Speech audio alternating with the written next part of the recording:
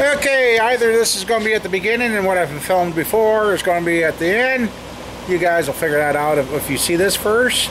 There's more to come after. It was a crazy day to start. So, yeah.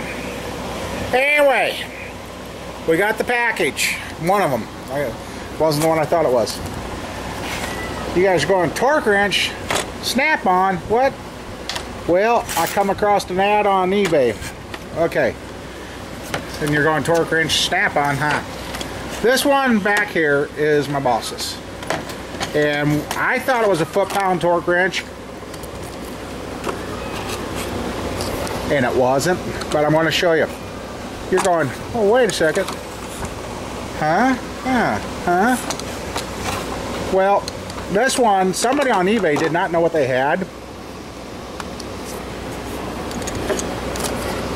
I'm going to compare this to the other torque wrenches, and then tomorrow, if I remember, I'll go and catch a Snap-on man and have him double check it. But I bought this off eBay. Somebody didn't know what they had. They had a buy it now price with free shipping. Well, you see who got it. And here is the thing. When I seen the bosses,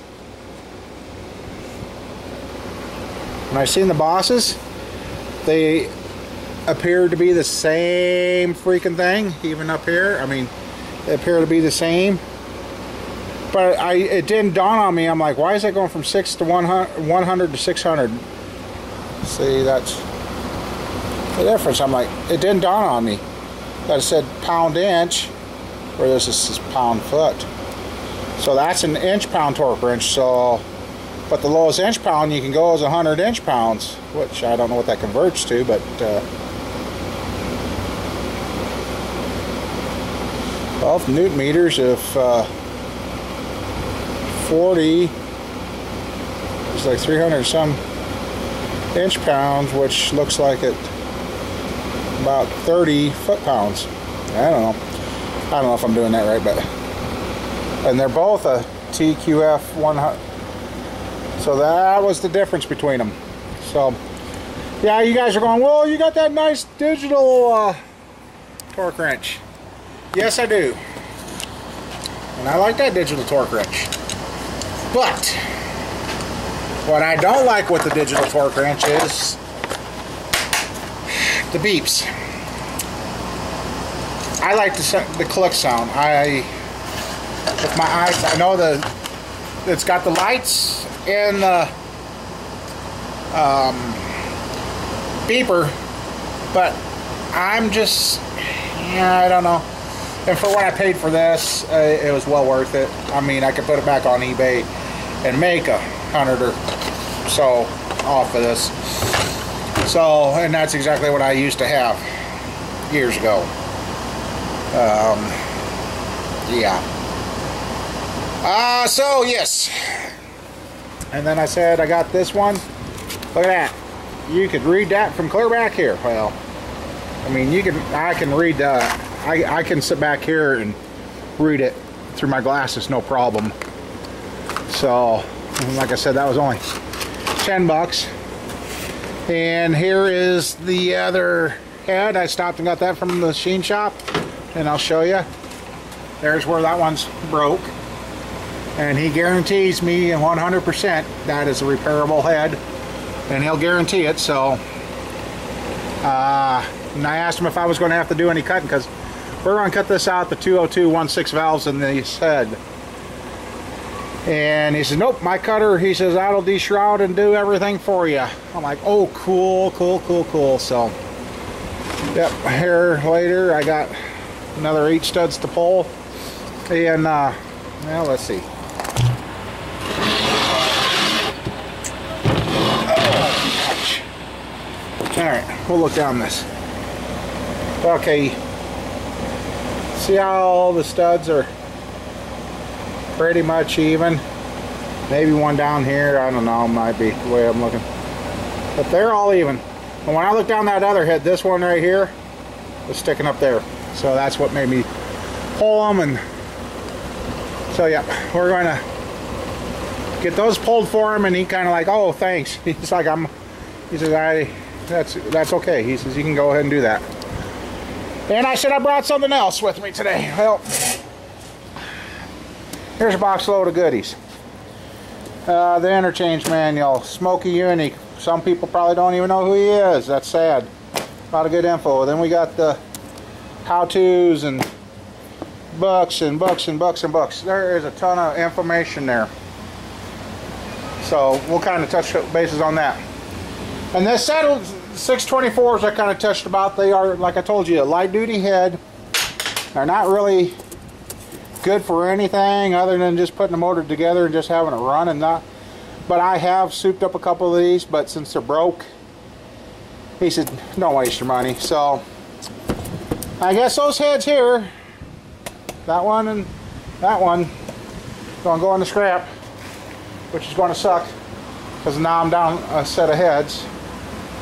So anyway, and I've been identifying. I've got a Ellerbrock cam there. There's an Elgin, there's an Isky, there's a Bullet. My Ultradyne's up there in the box. I've got a ton of freaking cams left over. And I got most of them identified, so. And we may or may not have to oversize the springs. He says since you need a 350 to 400 open, he says you might be able to find a set of stock. He says you're going to be close. So yeah, we'll touch on that here in a little bit. So I'm just, I don't know how to explain it today. I am just like wound for sound. I don't know. It's hard to put my hand on it, and I don't know what's going on. I really don't. So anyway, all right. Okay, what I got here now are some books, and you recognize this: Chilton for the Sonoma for Squirrel's truck. This is Goodson. I got to get a recent one. This one has a lot of your shop supplies in, and tools and that, and then another tool catalog and that. So I mean, good thing to have is like manuals to cars that you're working on. There's all sorts of info in there. And this covers 1970 to 88 for the V6 and V8 Monte Carlos. So I mean, you got those kind of books. And then you got your parts and supply books. And you got your manufacturer. And I am not being endorsed by any of these or reimbursed for any of these. And these are just samples of phone call. Sorry about getting interrupted there, but might be good. That other Bonneville buddy of mine just found another silver car that's sitting in the junkyard. It's a 2001, so which that would be great. I could just throw the parts on there, wouldn't even have to paint it. I'd just get that damn thing sold or whatever. I don't know. Anyway, so yeah, like I said, I'm having a hell of a day. He's coming out. He wants to do some stuff, so yeah, I like Ellerbrock stuff. Then I got this, well, that tells you, 1989. Got my hands on an old TRW catalog. And that had its other pistons and camshaft numbers. And, I wonder what that was. Oh, that's right. Here's one for you guys. If you find a 3815822 Chevrolet crank, you better grab it, because that's a 302 Chevy crank. Yes, I said 302 Chevy. So I got all the old crank numbers and all that TRW had, and lots of info in these old books. Nothing like you can get today. Another supplier. This poor catalog's been through hell, as you can see. But this is my Keith Black pistons that I like, and like I said, the poor catalog. I've printed off another one. So, got that. I mean, all this old stuff, yeah, some people would see this, oh, that's old crap, it's all tore up, throw it away. You know what? There is a lot of useful information still, even yet today. Okay. Let's see. This is the books I basically started out with, right here, years ago. How to rebuild your small block Chevrolet. It's got a lot of books and a lot of info in that. And boy, I'd like to know how hard they tried to do that. That was a true case story that somebody was trying to take the head off and they left the short bolts in, and they got the head off, but they had to pry like a mother. So yeah. Oh, there's where we got our measurements for our homemade Cambrian driver. Oops. Whoa, whoa, whoa, whoa, whoa, whoa. Shit. Notes are coming out of the book.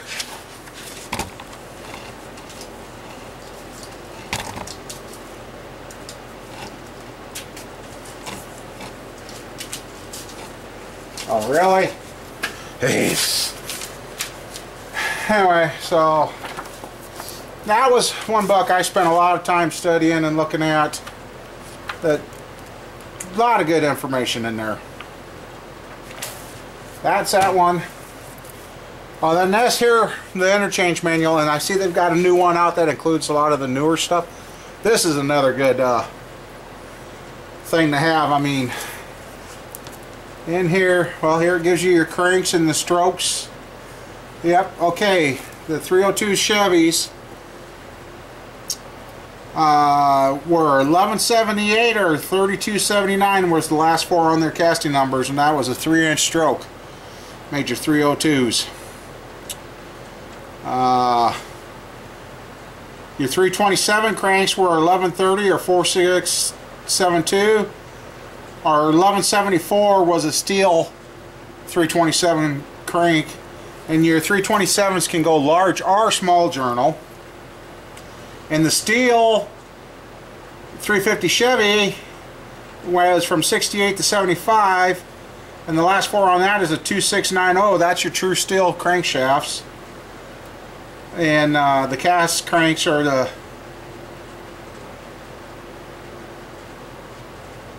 okay. Oh, 1182 is also another steel crank, and your cast cranks were 442s. Oh yeah. So I mean, and it gives you pictures and lots of info, lots. It even talks about your cams and just everything. And then I picked up the valve trains and cylinder heads and the blocks and that. That was stuff I picked up too. And then I got my hands on a Smokey Unique book. And some of you are going to go, who is he? Well, Smokey Unique was a real... He was one of our earlier pioneers that helped GM design some of the stuff we now know today. And here's a Rochester carb. An old Bill Jenkins. And then I found this Haynes. I don't know where this came from. I haven't had it long. I think somebody gave this to me. I don't know. But anyway, I mean, lots of info. And you seen the other day I got all the info wrote down on the motors I built over the years. And it just lots of info. And I hear these young kids nowadays go, I want to do this and this and this. Well, you going to do that? Oh no, it'll work. Sorry to say, guys, it won't. And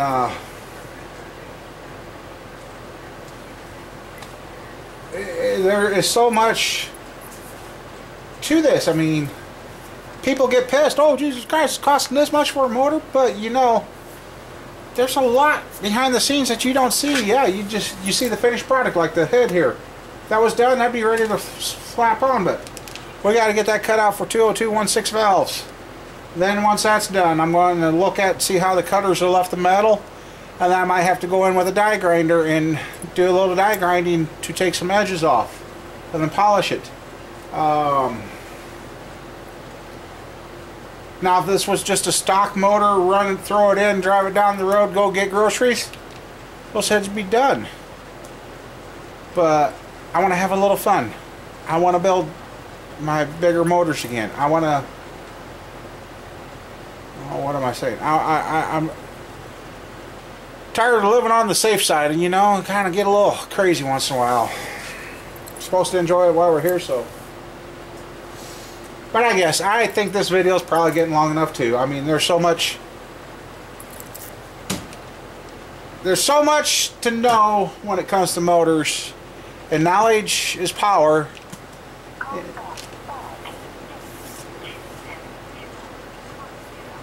Don't know who that is. But anyway, that's been one of those stupid telemarketers, because before I could even answer it, it was gone. So anyway, yeah, there's just so much and so many things that you can do to a motor to get power out of it and get gas mileage out of it, and have fun at the same time. So, well guys, I guess I better move a couple of things, because he's got to come down and back in or drive in, and he's replacing shackles or something on the back end of his vehicle. So hey, I hope he actually backs in, because I really don't want to let all my heat out the building. So anyway, with that, I want to go before the phone rings or something else. Y'all take care. There's more to come on this newer 350 build, and I gotta get the studs pulled out of this head and do stuff like that and get that tapped, and I guess after Buddy gets done, depending on how I feel and if the green Chevy starts, I'm getting to where I really miss my pickup. And if that green Chevy starts, I might pull that in here, and since everything is melted, but it's going to be a muddy ass mess. Yeah, you guys don't need to know this. I just gotta get going. So it's TLC Bear 2. We're out of here. See you in the next video. And it's hard to know what I'm going to be doing. It's either going to be that pickups coming in, or the old Camaro, or you'll see when you see the next video. Bye.